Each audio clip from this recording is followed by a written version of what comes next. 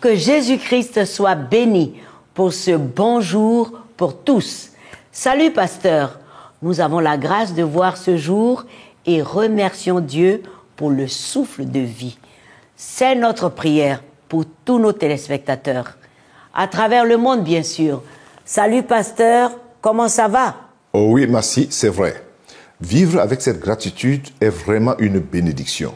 Les amis, soyez vraiment les bienvenus au Club 700, l'émission où vous avez toujours le réconfort grâce au Seigneur Jésus qui vous aime. Maintenant, voici un témoignage pour la gloire de Dieu. La petite Isabella, de façon inconnue, avait été retrouvée sans vie au fond de la piscine familiale. Quel drame pour la famille, n'est-ce pas? Mais quelle est la suite? Suivez l'histoire. Daniel et Chris aiment partager un repas sur le patio avec leurs 4 filles, une tradition hebdomadaire dans leur maison en Floride. Ainsi, le 7 août 2018, le couple préparait le dîner comme d'habitude, tandis qu'Isabella, 14 mois, jouait dehors, près de ses sœurs, qui s'étaient baignées. Et la paix d'une journée apparemment parfaite fut interrompue. Nous avons entendu les filles crier dehors. Le genre de cri qu'aucun parent n'aimerait entendre. La petite avait glissé hors de son gilet de sauvetage et était entrée dans la piscine sans se faire remarquer. Elle était restée sous l'eau pendant plusieurs minutes sans respirer lorsque ses sœurs la retrouvèrent en train de flotter sans aucun signe de vie. Danielle, qui est formatrice en premier secours, lui fit la respiration artificielle. C'est comme si tout s'était figé pendant 1 minute. J'ai inspiré puis j'ai crié « Seigneur, j'ai besoin de toi ». J'ai pratiqué la respiration artificielle pendant plus de 9 minutes sans résultat. Puis finalement, comme si Dieu venait de lui donner un souffle. Ce n'est pas qu'elle revint à elle, mais son corps a simplement repris sa respiration. Et à ce moment-là, les premiers intervenants étaient là. Sa mère pratiquait un massage cardiaque. Mais dans la plupart des cas, le taux de survie est inférieur à 25%.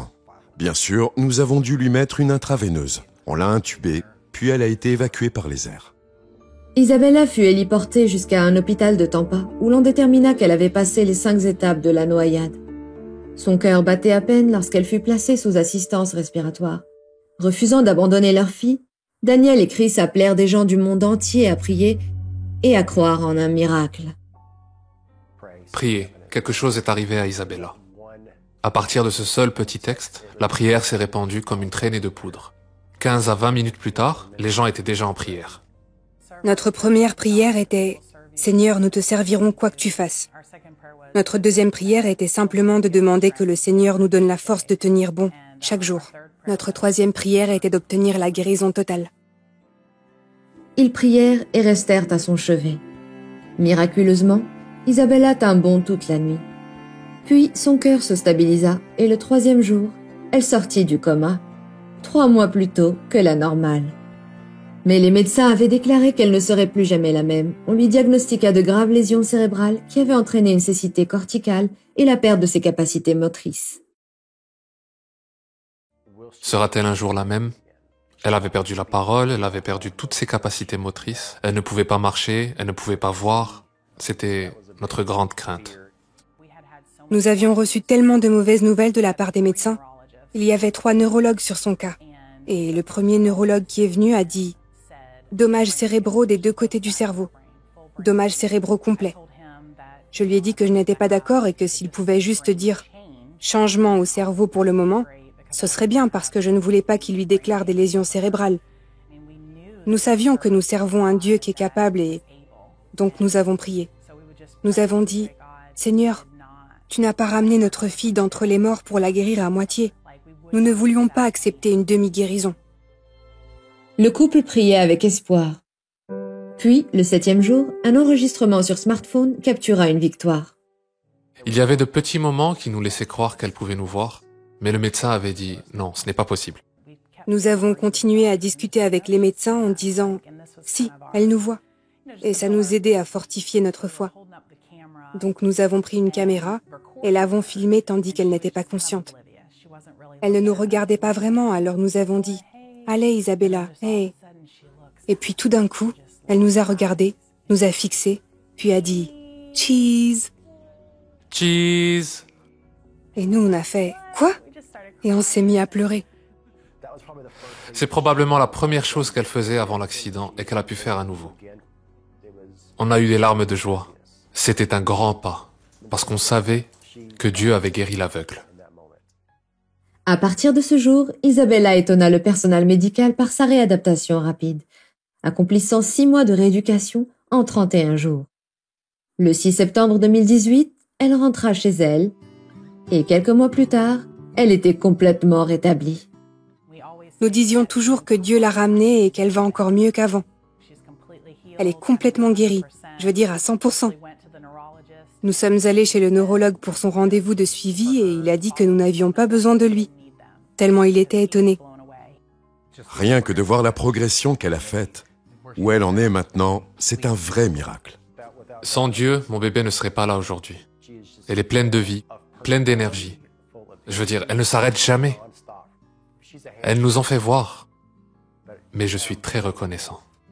Aujourd'hui, ils perpétuent la tradition familiale de se réunir autour de la table avec leur fille. Une réponse précieuse à la prière.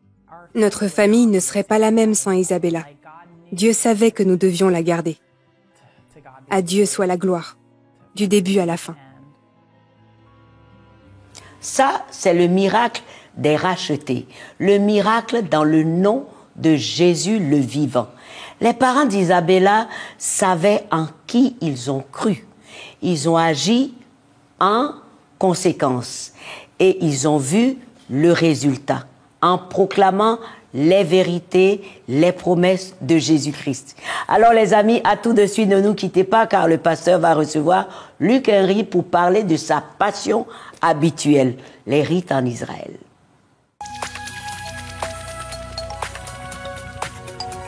Si vous avez des questions spirituelles, des besoins de prière ou même si vous avez besoin de conseils, n'hésitez pas à nous contacter aujourd'hui au numéro suivant. Nos conseillers sont là pour vous aider. N'oubliez pas, nous sommes là pour vous.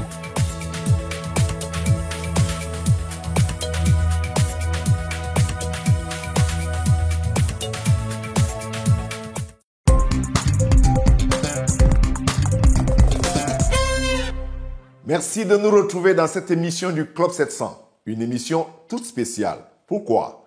Nous avons toujours le spécialiste des affaires d'Israël, le pasteur Luc Henry. Mais il n'est pas spécialiste pour n'importe quelle histoire, c'est pour les choses spirituelles. Alors, pasteur Luc, bonjour. Bonjour, pasteur Kofi. Ça fait très longtemps, hein? Eh oui. Oui, avec la situation actuelle, c'est pas facile, je sais. Vraiment. Alors, aujourd'hui, j'ai préparé quelques questions pour vous. Parce qu'aujourd'hui, le monde a encore besoin d'être informé, éduqué et enseigné. Est-ce que vous êtes prêt à répondre à quelques questions aujourd'hui, pasteur Luc? Bien sûr. Alors, je vais aller question après question. J'ai 5 questions. Je vais vous donner l'une après l'autre et vous donner le temps de répondre aux questions. Merci de me suivre. Alors, la première question, là, voici, pasteur Luc. Que signifie le mot Pâques dans le contexte ou dans le texte de l'Exode qui commémore la sortie d'Égypte, pasteur Luc? Est-ce que ce mot a plusieurs significations? Ça, c'est la première question. Qu'est-ce que vous pensez, pasteur Luc?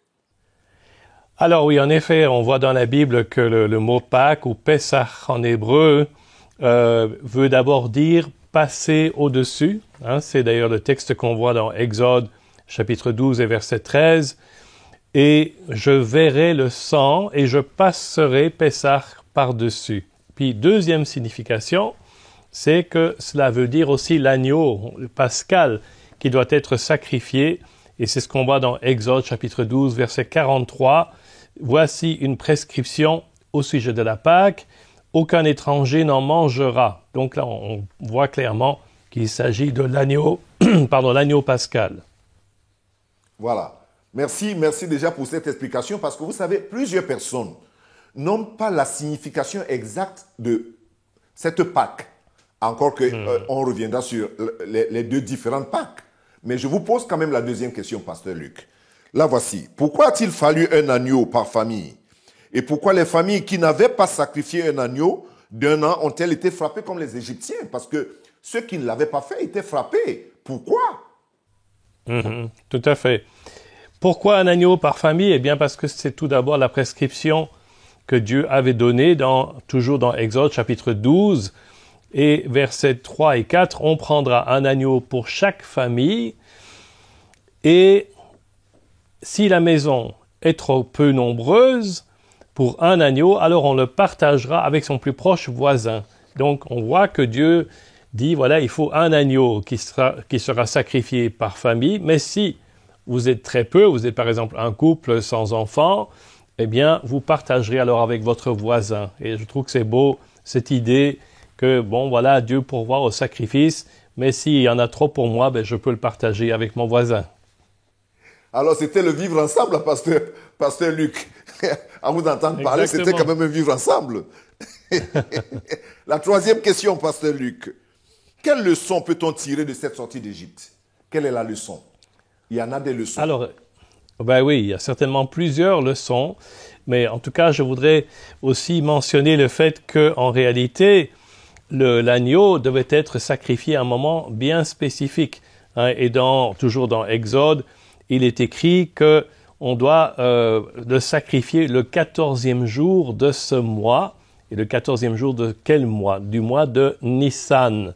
Parce que dans le calendrier biblique, on n'a pas les mêmes mois que nous avons dans notre calendrier grégorien. Donc, dans la Bible, le premier mois de l'année s'appelle Nissan. Et donc, le 14e jour, c'est le jour où il fallait sacrifier cet animal, cet agneau, et le manger. Et c'est à ce moment-là, donc, ce repas prenait place le soir. Et en réalité, pour nous, cette année, cette fête de Pâques, ce repas aura lieu le samedi 14 mars 2021. Waouh, ça c'est très intéressant. Oui. Pour en revenir donc aux leçons qu'on peut tirer de cette sortie d'Égypte, il y en a évidemment beaucoup, mais je pense que la plus grande, c'est que Dieu ne veut pas qu'on vive en esclavage. Et on voit que le peuple de Dieu a été en esclavage en Égypte pendant 400 ans, mais qu'à un moment donné, Dieu a dit « ça suffit, maintenant je te laisse sortir ». Et je crois que c'est un beau message aussi pour nous, que Dieu veut que nous soyons libérés de notre esclavage, pas forcément physique, mais spirituel, mental, moral, et qu'on puisse être libérés. Et Jésus a dit « si le Fils vous a franchi, vous serez réellement libres ».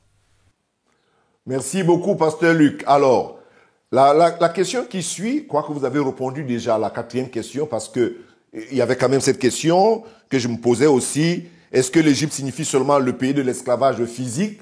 Mais vous avez quand même brossé, en passant, parlant de l'esclavage et du physique et du côté spirituel. Alors, mais j'ajoute à cette question celle-ci, est-ce que le peuple juif se souvient encore de cette sortie d'Égypte de nos jours?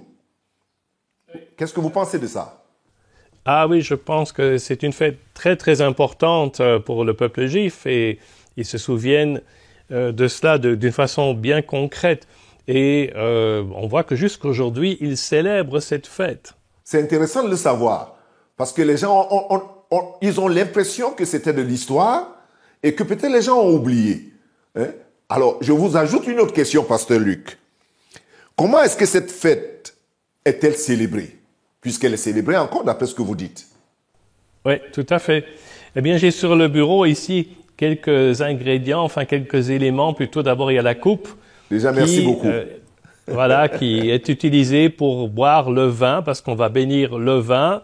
Et puis, on a aussi un plateau particulier que vous voyez ici. Celui-ci, il est en verre, que j'ai ramené d'Israël, avec des espèces de petits pots pour mettre les différents ingrédients, qui sont par exemple des légumes amers ou un œuf cuit dur, etc. Et tout ça a une symbolique. Et je vous montre aussi un autre plat que j'ai reçu avant de quitter Israël, qui m'a été offert par la communauté des Juifs éthiopiens. Et celui-ci, vous voyez, c'est fait en Israël. Et il est écrit Pessah en hébreu, la Pâque, et Israël en dessous. Donc, pour savoir comment on doit célébrer ce fameux repas, il y a des livres comme celui-ci qui s'intitule Haggadah le Pessah, le récit de la Pâque, pour qu'on sache comment on doit réciter, parce qu'évidemment, c'est tout un programme. Bien sûr, on ne peut pas mémoriser toutes ces pages et tous ces textes bibliques. Et puis voici un autre livre qui est aussi basé sur cette Haggadah, mais qui s'intitule Jésus dans le récit de la Pâque, Haggadah de la Pâque. Et ils ont mis ce verset de Luc chapitre 22, verset 19, « Faites ceci en mémoire de moi ». Waouh! Waouh! Alors, j'ai toujours raison, les amis, de vous dire que le pasteur Luc, c'est le spécialiste des affaires spirituelles en Israël. Il a une passion pour Israël. C'est pas une passion déformée. C'est pas non plus une passion qui n'est pas comprise. Ça a un fond. Informer, éduquer, enseigner et surtout donner la bonne information qui est spirituelle et qui est biblique. Pasteur Luc, vraiment, vraiment, merci de tout cœur. Quelle que soit la distance, on est de tout cœur avec vous. Absolument. Et pour moi, c'est pareil. Merci beaucoup, Pasteur Luc. Alors, les amis, ne nous quittez pas. À tout de suite.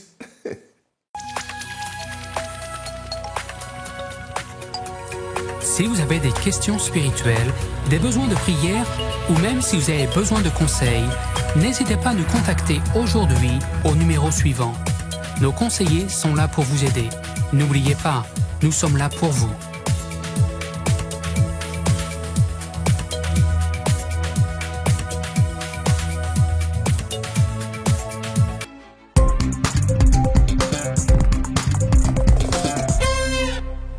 Dieu mesure toutes choses, on va le dire comme ça. Vous savez, le psalmiste dit, Éternel, tu comptes mes allées et mes venues.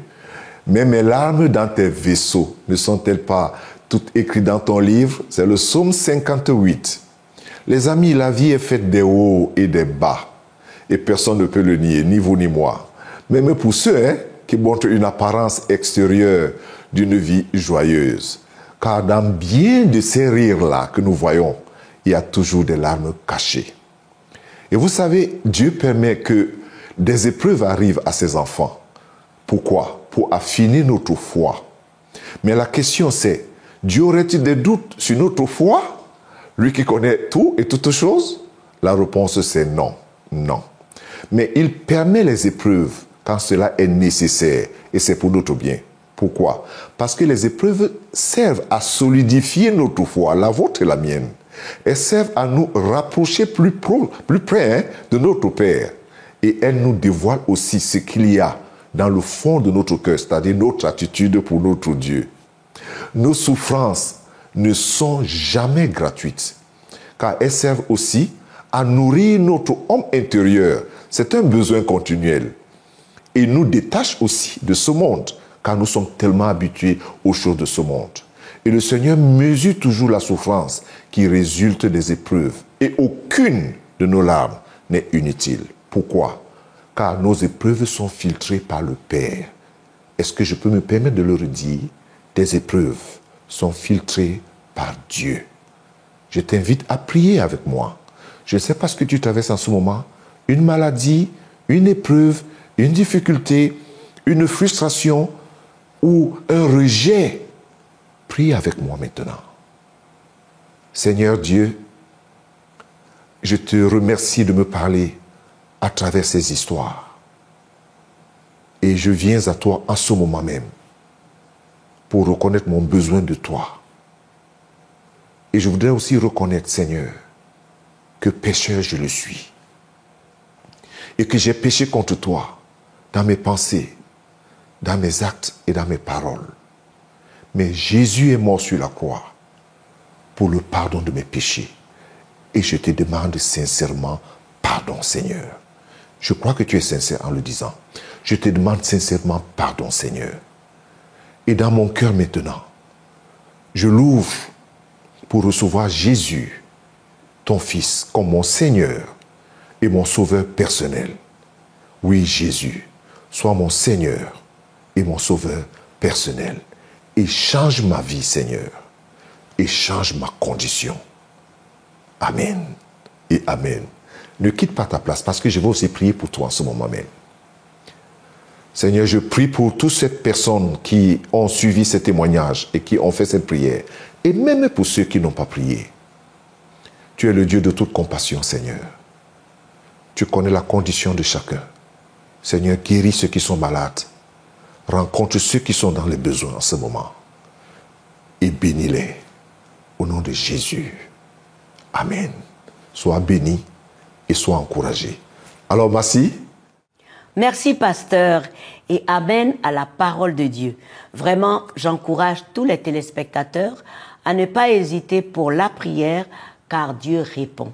Allons maintenant voir le petit Olia et nous réjouir avec lui, parce que grâce aux semences de projet de CBN, il a échappé à la famine. Regardez.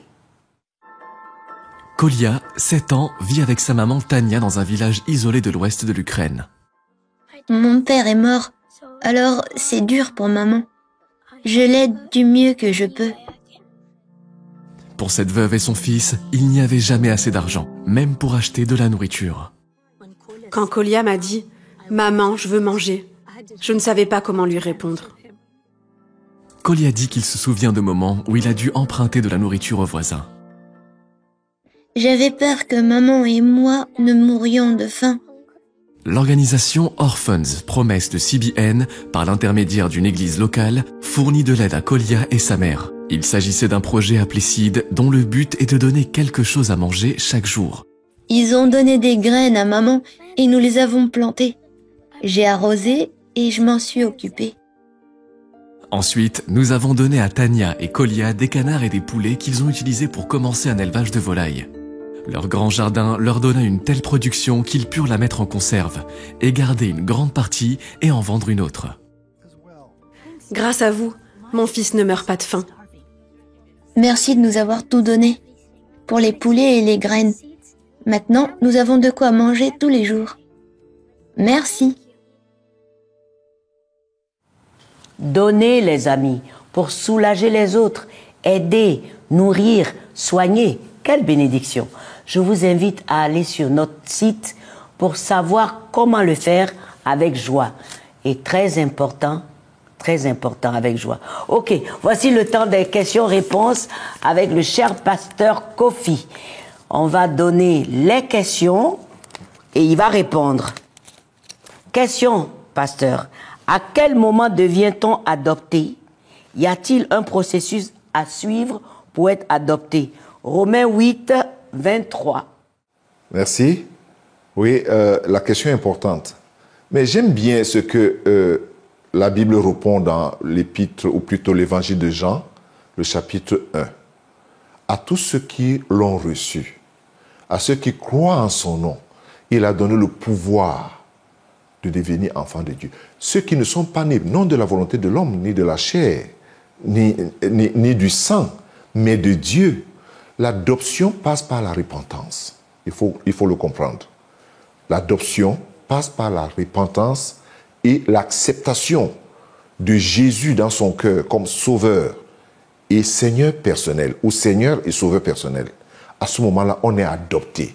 Le processus, selon la question du monsieur ou de la personne, quel processus à suivre? La repentance. La Bible dit, lorsque les gens ont entendu cette parole dans Actes des Apôtres, ils eurent le cœur vivement touché. Ils ont posé la question à Pierre, aux autres. Hommes, frères, que ferons-nous? Comme pour dire, quel est le processus? Repentez-vous et que chacun de vous soit baptisé. Repentez-vous. Et puis, voilà le processus, la repentance. La repentance à Dieu et la foi au Seigneur Jésus-Christ. Voilà le processus et voilà comment on devient adopté. Voilà. Il y a peut-être d'autres réponses, mais celle-là, c'est suffisant. Une deuxième question. Il dit, bonjour pasteur, je me suis éloigné de Dieu. S'il vous plaît, aidez-moi à retrouver le contact avec lui. Tu as une grande tâche là. C'est déjà bien d'être convaincu ou bien d'être conscient qu'on s'est éloigné de Dieu. Parce qu'aujourd'hui, plusieurs personnes ne sont même pas conscients qu'ils se sont éloignés de Dieu parce qu'ils ont gardé la religion ou alors la religiosité dans le cœur. Quand on a perdu cette sensibilité qu'on s'est éloigné de Dieu, c'est un peu plus difficile. Mais pour la personne ou d'autres personnes qui suivent cette question, c'est très important. J'ai perdu le contact avec Dieu. Comment revenir? La Bible dit, si nous confessons nos péchés, il est fidèle et juste pour nous les pardonner. Voilà. Pour nous les pardonner. Si nous confessons nos péchés, lui, Jésus, est fidèle et juste pour nous pardonner. Non seulement il nous pardonne, mais il nous restaure à lui. Donc, lorsqu'on a perdu le contact avec Dieu, le processus est le même, c'est-à-dire la repentance.